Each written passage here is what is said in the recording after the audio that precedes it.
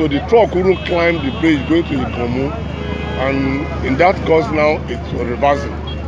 Before we know what happened now, the two containers, 20-feet containers, fully loaded, so fell down. Unfortunately, it fell on the car. But fortunately, too, the two occupants of the car were able to rescue them alive.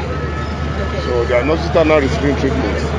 So the next thing now is that we contacted the Lagos State, so rescue team. That last summer now, we've seen their vehicle here. So they are coming with the crane, so they can pull the two containers that are on the ground now back into that or any other one how to move and free the road.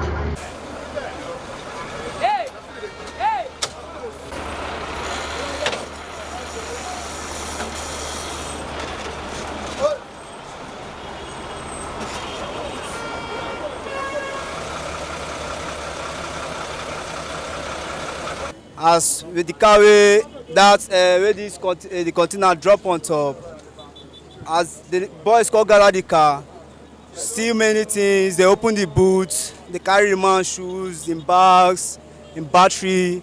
Many crazy things happen. I know supposed to be like that, but last thank God say no life lost. Everybody should put the vehicle they are using on the road in a good working condition. Though there could be any mistake at any time, there could be any mechanical fault at any time, but they should try as much as possible to make sure that their vehicles are in good condition. More so that they are carrying containers that affect the lives of people if something like this happens. But I said earlier, we thank God, no life lost, and that was important.